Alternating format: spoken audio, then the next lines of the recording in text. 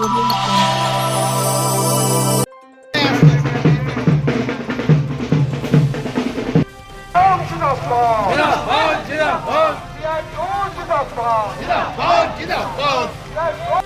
বাঁচাও, কাজ বাঁচাও, জেলা বাঁচাও, বাংলা বাঁচাও এমনই বার্তা সম্বলিত ব্যানার হাতে সিটু পশ্চিম বর্ধমান জেলা কমিটির উদ্যোগে কৃষক, ক্ষেত মজুর, মহিলা, যুব ও বস্তি সংগঠনের সহযোগিতায় বাংলা বাঁচানোর জন্য জেলা জুড়ে পদযাত্রা নেমেছি আমরা।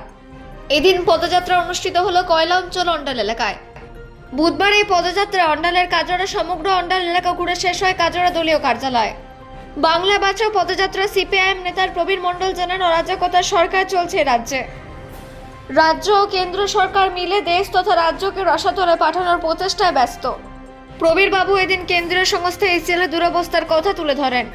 তিনি বলেন, কেন্দ্রীয় সংস্থা বর্তমানে তার কর্মীদের বকেয়া বেতন সময় মতো দিতে পারছে না।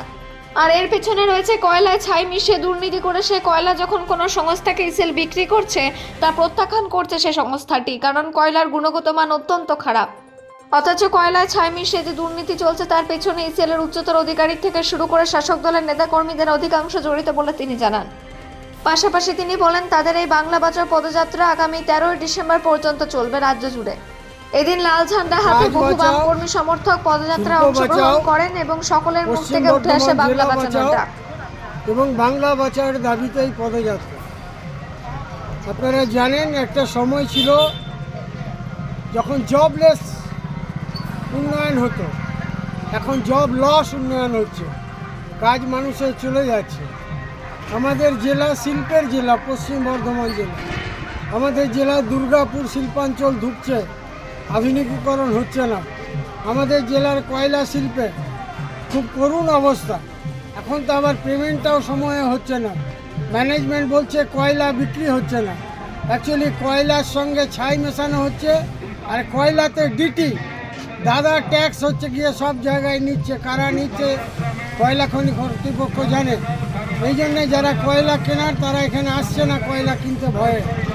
এর জন্যে শ্রমিকের পয়সা পেমেন্ট হচ্ছে না। সমস্ত সাবসিডারিতে 1 তারিখে পেমেন্ট হয়েছে, শুধুমাত্র ইসিএলে হয়নি। একটা অরাজকতা চলছে এই রাজ্যে। এই রাজ্যের সরকার হচ্ছে নিকম্মা সরকার এবং তার সঙ্গে কেন্দ্রীয় সরকারের মদত আছে। তারা যৌথভাবে আজকে এই রাজ্যটাকে শ্মশানে পরিণত করতে চাইছে। তারই প্রতিবাদে আমরা সিআইটির নেতৃত্বে কৃষক সভা, ক্ষেত মজুর, ডিওয়াইএফআই, মহিলা সমিতি সবাই মিলে একসঙ্গে পথে নেমেছি এর বিরুদ্ধে প্রতিবাদ করার জন্য। এই র্যালিটা কোথা থেকে কোথাও অবধি হবে? 4টে র্যালি চলছে আমাদের জেলায়। একটা কাঁকসা বৃন্দাবনপুর থেকে শুরু হয়ে গোটা দুর্গাপুর, এটা জামুরিয়ায় শুরু হয়েছে 7 তারিখে। 7 তারিখ থেকে আজকে হলো 10 তারিখ, এ চলবে 13 তারিখ পর্যন্ত। 15 তারিখে কাজরা গ্রামে সমাবেশ হবে। মোহাম্মদ সেলিম আমাদের রাজ্যের পার্টির রাজ্য সম্পাদক, তিনি মূল বক্তা। 15 তারিখ বেলা 3টের সময় কাজরা বাজারে হচ্ছে গিয়ে সমাবেশ হবে। এই র্যালি এখন চলবে 13 তারিখ পর্যন্ত বিভিন্ন কয়লা খনি এলাকায়।